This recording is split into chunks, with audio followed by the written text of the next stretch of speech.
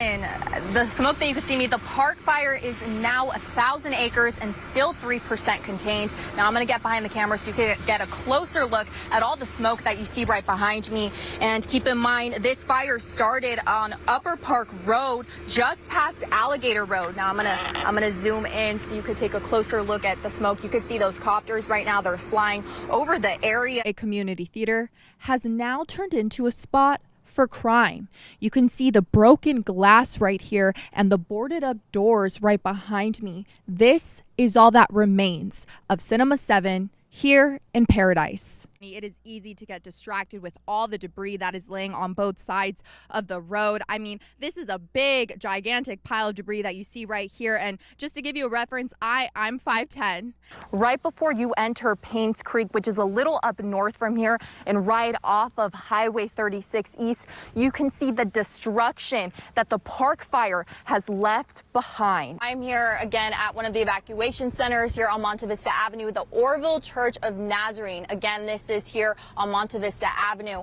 And I mean, I talked to a lot of people that are here. Some people are inside the center, while others, I mean, it's a full parking lot for the most part. Others are sitting outside of their car. Here when the massive tree that you see right behind me fell on top of this complex. Let me move out of the way. You could see that there's a dumpster. You can see that this tree is even blocking the entrance to the house. And let me show you the stud of the tree. It's right next to me. It is so big. As a matter of fact, yes, Haley, I mean, you could take a look right behind me. I'm on Stimson Road, and this entire road right behind me is flooded, and I'm not going to go all the way back there, but department crews tell me that they still need to process this vehicle that you see right behind me, which means that they need to go through it and see if they need to collect. The limit is from preschool to 22 years old. I'm 22, so I'm excited.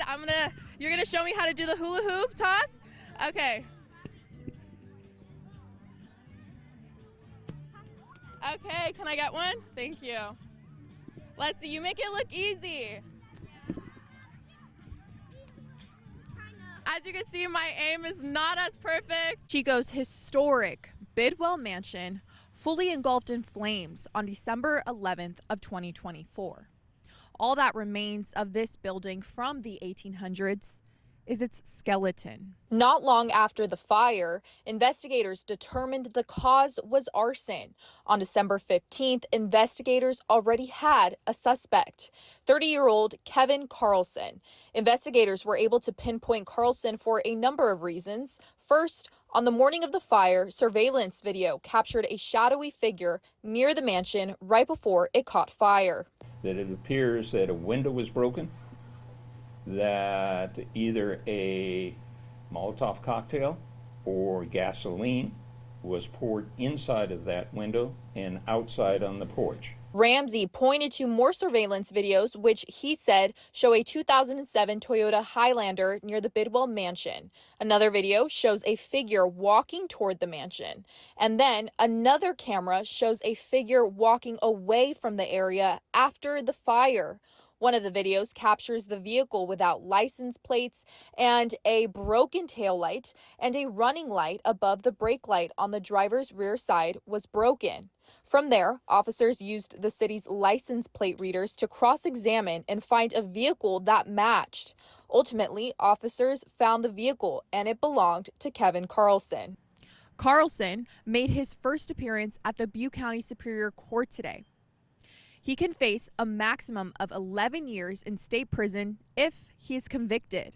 And when you add willful arson, that adds another 6 years. And then also adding on top of that the use of accelerant, that adds another 5 years. As for the motive, investigators found TikToks that focus on expressing communist ideologies. Channels that would indicate a anti-colonialism bend.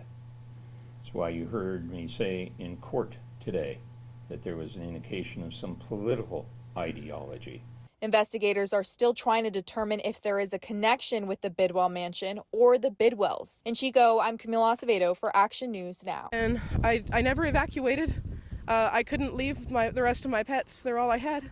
Shondell White digs through the remains of what used to be her home, a trailer she had since 2018. In it, her personal belongings, including two of the most important things, her pets and her parents' ashes. By far the most important to me was my mom and dad's ashes that I didn't have time to go back in to get.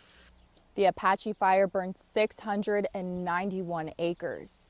The destruction includes White's home. This is all that remains. White tells me she had just gotten home from work when she noticed the fast-moving fire, and before she knew it, fire had reached her doorstep. It was already, everywhere here was in flames. It was like creeping up over here, over the hills, coming at me from 3 directions, from the road, from my driveway, from the acreage over here. But instead of evacuating like she was told to, she stayed behind to save as many of her pets as she could. I couldn't leave my pets. They're the only family I've got left. I've got nobody else. I couldn't just drive away. White risked her life for the lives of her pets. However, she only managed to save some. She watched her home burn, and now her and her pets have nowhere to go. In Butte County, I'm Camila Acevedo for. A second body was recovered at the Thermalito Afterbay in Butte County at around 9 a.m. this morning. I went out there and spoke with volunteer diver Juan Heredia on the recovery effort and to find out if this could be the missing 17-year-old Wesley Cornett. 23 days have passed since 17-year-old Wesley and his 19-year-old brother, Andrew Cornett, went missing in the Thermalito Afterbay last month. On Sunday morning, a second body was recovered at the Afterbay, just south of the Highway 162 bridge. Somebody called us and said that they spot something in the water. And so I called Henry, the dad, and he confirmed that he may see a body in the water. So we ran there and we picked him up. The Butte County Sheriff's Office says they have reason to believe it is Wesley, but are in the process of identifying the body through DNA analysis. Volunteer diver Juan Heredia and his wife spent the past 3 weeks searching for the two brothers in the water. Heredia, who helped recover the second body, believes in his heart it is Wesley. The uncle was with us and he recognized Wesley. The two brothers went missing on December 14th while duck hunting at the Thermalito Afterbay.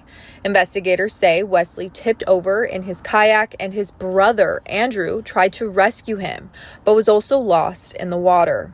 On December 31st, the body of Andrew Cornett was found during a search operation, and volunteers have continued their efforts to find Wesley until today. When I decide to come here, I don't leave until both kids are back at home. And now that a second body has been recovered, Heredia packs up his gear and is ready to head home back to Stockton. That's our mission, to be able to allow them to lay their loved ones to rest.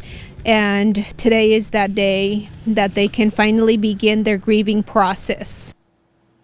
Heredia told me that he is very thankful for the family and the community's support throughout this entire search. Members, the first time I picked up this dress, it's definitely very heavy. It takes a lot of arm strength to be able to do this. And now Francis is going to throw me into the dance, and let's get this exercise. Zapateado plays a major role in Folclorico. People in Tehama County are still in shock after yesterday's severe weather, especially with a tornado touching down. But that wasn't all.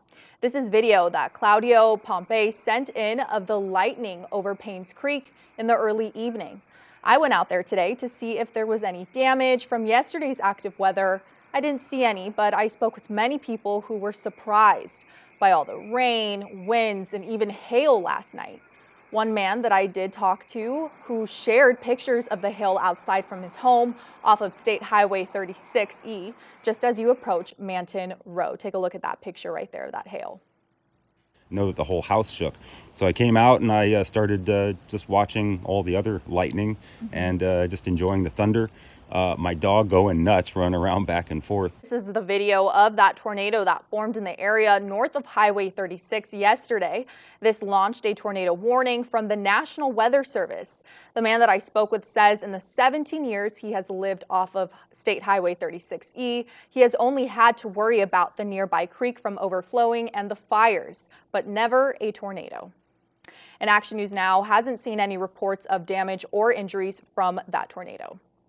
And here's a look over Ball Rock Mountain in Tehama County, where some clouds were passing by throughout today. No tornadoes, thankfully, but some active weather in our area still. And let's take a look at what we can expect later on for tomorrow and the days ahead.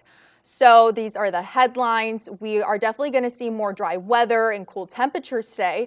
We did see some clouds earlier today, and as those pass through, we'll continue to see more clouds build up over our area, but again, some dry weather to go along with it. We also have some high pressure that's building in, bringing us this dry weather, and then we also have some morning fog, strong winds for Tuesday. So the lowest temperatures we will see tonight will be 42 here in Chico and 44 in Redding. We'll have some cool overnight lows, nothing too chilly like the days that we have seen in the past. And then let's take a look at the satellite radar. So no more rain for now, and we're going to continue to see some more clouds in the area, and you could take a look right here. We're all going to see some dry weather for the days ahead. So it's going to be a very nice break from all the rain that we have seen, and I'll have that 7-day forecast for you coming up real soon. New tonight, a person is dead after a crash in Los Molinos earlier this morning on Highway 99. Red Bluff CHP says a pedestrian was hit by a car on Highway 99 on the north end of Los Molinos at Marick Road. It happened around 5:45 a.m. and the Tehama County Fire Department pronounced the pedestrian dead on the scene. And new tonight, a Gridley restaurant was burglarized last night, and the owners want your help to catch the culprits. The owners of Rail House Pub and Grill in Gridley released these photos, saying around 3 a.m. Saturday morning, it appears two people shattered the front door and burglarized the restaurant, where they stole from the safe. High temperatures for tomorrow, 40s in the mountains, 50s on the ridge, 60 in Chico, and 61 in Redding. So we're going to see it a little bit warmer than we saw this past week. And then no chilly overnight lows, but we do have a chance for some fog. This is a breakthrough of the valley for tomorrow. So tomorrow, if you're planning to get a walk-in or a run early on in the morning, you could see some temperatures at 44. And then it'll start to warm up gradually as we go into the day, but it's going to be cloudy for them to see some dry weather, mostly sunny skies with some couple clouds in the sky, and then light winds as well on Sunday before we have the third quick moving storm on Monday, and then we have a period of dry weather Tuesday through Thursday. So again, we have a winter weather advisory for the Sierra. It's going to finish by 10 p.m. tonight. You could expect to see some snow at 5 to 12 inches above 5,000 feet, wind gusts at 35 miles per hour. Let's take a look at the wind gust futurecast. So tomorrow morning, to finish off your work week, it's Friday. You could expect to see wind at 10 to 20 miles per hour. In the afternoon, we're going to see it increase at 20 to 30 miles per hour. And then by the evening, increase even more at 30 to 40 miles per hour. So it's going to be pretty windy tomorrow. Now, it's going to be very chilly. We're going to have chilly overnight lows as well. Let's take a look at a breakthrough. So again, cloudy, raining tomorrow. If you're going to be up super early, maybe you should stay in. But if you're going to be up, grab a jacket, grab an umbrella, because it's going to be chilly. It's going to be wet and raining. So dinner outside, if you're planning to have dinner outside tonight, just keep in mind it's going to be a little chilly as you step out. By 8 p.m. it's going to be at about 46 degrees. Wind speed right now 9 miles per hour in Chico, 17 in Redding. Satellite radar, as I mentioned, this dry weather that we have been seeing the past week or so, it's going to go away. We can expect to see some rain by the end of this